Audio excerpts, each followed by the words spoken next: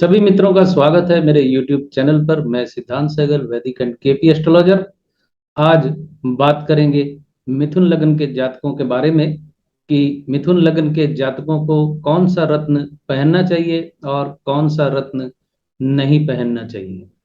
मिथुन लग्न एक ऐसी लग्न है जहां आप किसी भी एक ग्रह के बारे में ऐसा नहीं बोल सकते कि ये ग्रह सबसे शुभ होता है। ध्यान से सुनिएगा मेरे इस वीडियो को। मिथुन लग्न में लग्नेश बुध है और चतुर्थेश बुध है। आप अगर ज्योतिष के बेसिक नियमों को अगर समझें सही तरीके से तो एकमात्र बुध को छोड़कर कोई भी ग्रह मिथुन लग्न के जातक के लिए फेवरेबल ग्रह नहीं होता है। कैसे? चंद्रमा मारक है। एक जनरल व्यू दे रहा हूं मैं आपको। बृहस्पति केंद्राधिपत्य दोष से दूषित और मारक बाधक है। अमूमन हम समझते हैं कि शुक्र सबसे शुभ ग्रह है मिथुन लग्न का। किसी हद तक सही बात है, लेकिन शुक्र भी द्वादशेष है। यहाँ मूल त्रिकोण राशि पंचम में होने की वजह से शुक्र को फेवरेबल ग्रह कहा जाता है, लेकिन इसका द्वादशेष होना शुक्र के शुभ गुणों में कमी कर देता है। मंगल आप नहीं पहन सकते क्योंकि मंगल एकादशेष और षष्ठेश है तथा बुध का शत्रु है। यानी मंगल बुध को अपना शत्रु मानते हैं। बुध हालांकि सम संबंध स्थापित करता है, ना शत्रु मानता है ना मित्र मानता है। तो मंगल का रत्न भी मिथुन लग्न के जातक नहीं पहन सकते। बृहस्पति के बारे में मैंने आपको बता ही दिया, सप्तमेश और दशमेश। शनिदेव अष्टमेश है और नवमेश है। हालांकि मूल त्रिकोण राशि नवम भाव में होती है शनि की, लेकिन मिथुन लग्न के जातकों को नीलम से जितना हो सके दूर रहना चाहिए। चलिए अब हम चर्चा करेंगे कि कौन सा रत्न मिथुन लग्न के जातक पहन सकते हैं और कौन सा रत्न नहीं पहन सकते। तो मिथुन लग्न का लॉर्ड बुध प्रथम और चतुर्थ भाव के लॉर्ड होते हैं। तो मिथुन लग्न के जातक पन्ना 95% मामलों में आंख मूंद कर पहन सकते हैं। 5% ऐसी स्थितियां बुध की होती हैं जहां आपको पन्ना धारण नहीं करना चाहिए। सबसे पहली बात तो आप लोग अपने दिमाग में ये रख लें कि रत्न हमें तभी पहनना है जब वो ग्रह कुंडली में कमजोर हो। अगर मान लीजिए बुध मजबूत है, डिग्री में मजबूत है, अकेला है, क्योंकि अकेला बुध सबसे ज्यादा मजबूत होता है। अकेला है, 6 8 12 भाव में नहीं है, तो बुध मजबूत है, पन्ना धारण करने की आपको कोई जरूरत नहीं है। यानी आप इस नियम के तहत रत्न धारण न करें कि लग्नेश का रत्न है, पहन लेते हैं इसको।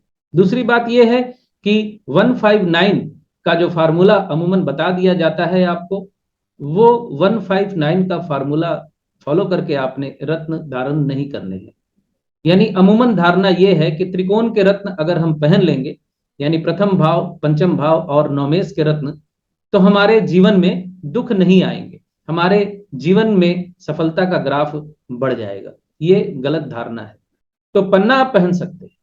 दूसरे भाव में कर्क राशि होती है और दूसरे भाव को मारक कहा जाता है।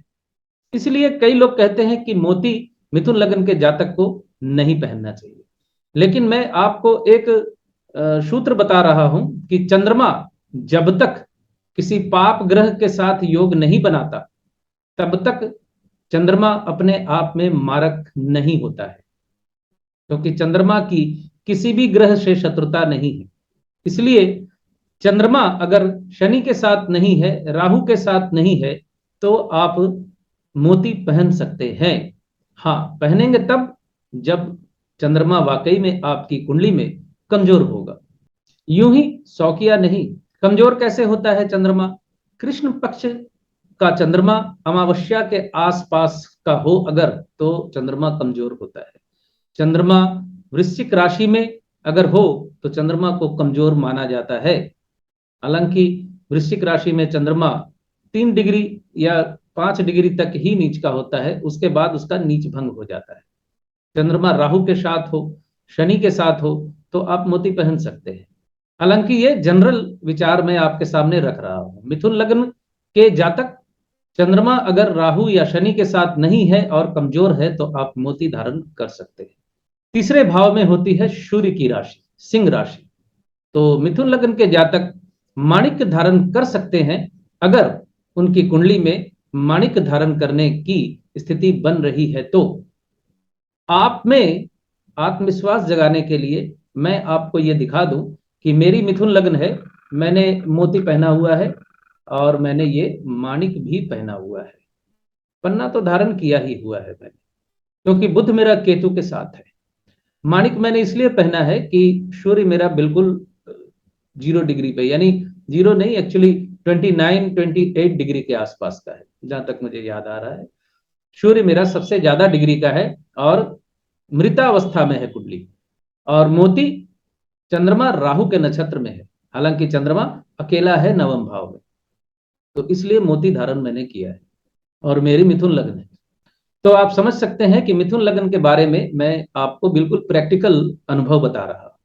सूर्य धारण आप कर सकते हैं, हालांकि मिथुन लग्न के जातकों के लिए सूर्य अकारक होता है, अकारण ही नहीं पहनना है, इसको ये ध्यान रखना है। चौथे भाव में कन्या राशि होती है और बुध लग्नेश है। पंचम भाव में तुला राशि है। तो पंचमेश का रत्न आप धारण कर सकते हैं, लेकिन शुक्र यहाँ द्वादशेश भी है। और पंचमेश के रत्न के बारे में तथा नवमेश के रत्न के बारे में मैंने पिछले वीडियोस में, यानी मेष लगन और वृष लगन के वीडियो में कुछ बातें एक्सप्लेन की हैं। आप समझने के लिए उन वीडियोस को भी जरूर देखें, यहां भी मैं बता दे रहा हूं। पंचमेश का रत्न आपने यूं ही नहीं पहन लेना है। पहला क्राइटेरिया तो यही है कि शुक्र आपका कमजोर है, नीच का है, वक्री है, अस्त है, तो आप धारण कर सकते हैं, लेकिन फिर भी किसी ज्योतिष से विचार विमर्श करके, क्योंकि शुक्र द्वादशेश भी है। अब बात जो है पंचमेश का रत्न धारण कर लेने की आंख बंद करके, तो ऐसा भी नहीं करना चाहिए। ये आप लोगों के दिमाग में डाल दिया गया है कि 159 का रत्न पहन लीजिए। आप सरकारी नौकरी करते हैं, कहीं परमानेंट जॉब में है, पंचमेश का रत्न थोड़ा और कुछ भला हो जाएगा, थोड़ा और कुछ अच्छा हो जाएगा सोचकर अगर आप पहन लेते हैं तो आपका नुकसान भी हो सकता है। अगर शुक्र की स्थिति अच्छी ना हुई तो आपकी नौकरी छूट सकती है, चाहे वो सरकारी हो या बेसरकारी हो, सस्पेंशन हो सकता है। नवमेश का रत्न भी इसी प्रकार से आपने समझ बूझ के पहनना है। अगर आप नौकरी करते हैं किसी के यहाँ या सरकारी नौकरी करते हैं तो नवमेश का रत्न आपने नहीं धारण करना होता। हाँ, कंडीशन के अनुसार पहना जा सकता है, लेकिन ये कंडीशन इतनी आसानी से समझ में नहीं आती। किसी ज्योतिष से चर्चा किए बगैर आप पंचमेश और नवमेश का रत्न धारण ना करें। हाँ, पंचमेश का रत्न आप धारण कीजिए अगर आप शिक्षक हैं, नौकरी नहीं करते हैं लेकिन आप शिक्षक हैं, आप ज्योतिष हैं, आप प्रवचन करते हैं, आपका अपना बिजनेस है, आप व्यवसायी हैं, तो आप पंचमेश और नवमेश का रत्न धारण कर सकते हैं। मतलब मैं जो कहना चाहता हूं आपको, अगर आप 5-9 का यानी पंचम भाव और नवम भाव का रत्न धारण करना चाहते हैं तो आप व्यवसायी हैं तो कर लीजिए, बिना किसी द्विधा के कर लीजिए। हालांकि रत्न धारण करने के पहले ग्रहों की स्थिति और उनकी पोजीशन देखना बहुत जरूरी होता है। बिना जांचे परखे आपको रत्न नहीं धारण करना चाहिए, लेकिन फिर भी बिजनेसमैन जो है वो पंचम और नवम का रत्न धारण करेंगे तो उनकी उन्नति होगी। जो प्रवचन करते हैं, पूजा पाठ करते हैं, ज्योतिष का कर्म करते हैं, आध्यात्मिक जगत से जुड़े हुए हैं, वो 5-9 का रत्न धारण कर सकते हैं, उनकी आध्यात्मिक उन्नति होगी, स्पिरिचुअल गेन होगा। लेकिन नौकरी करने वाले पंचम और नवम का रत्न धारण करने से बचें।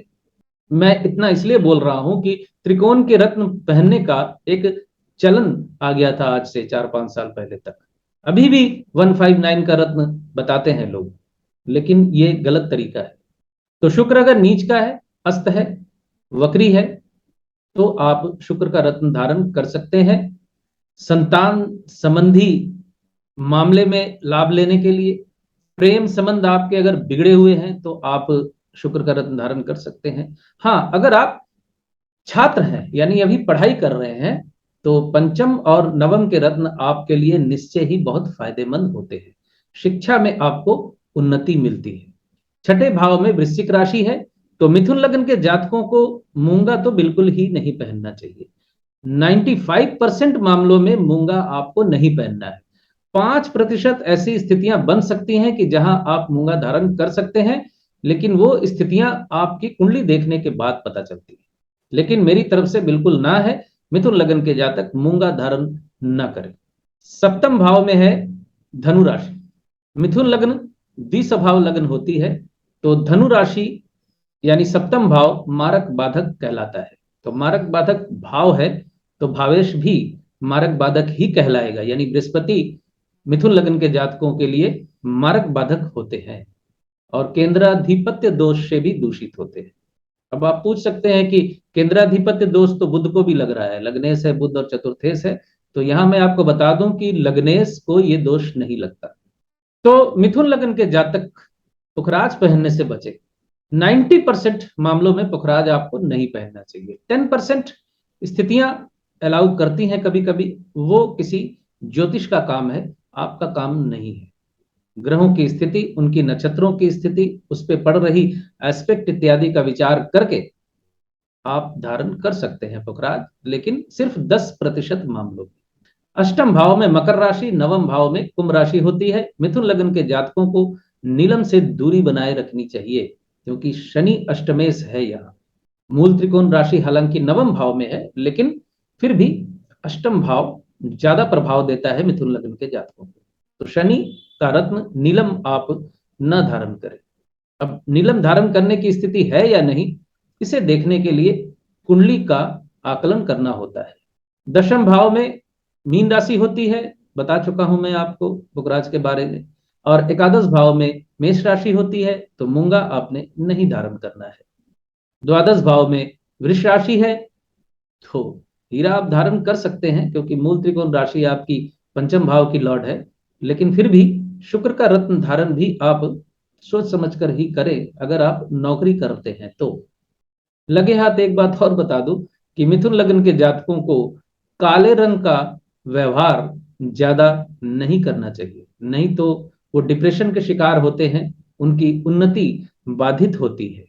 तो ये था मिथुन लग्न के जातकों के लिए रत्नों का विश्लेषण। बहुत बहुत धन्यवाद आप सभी का जुड़े रहने के लिए। खुश रहिए, स्वस्थ रहिए।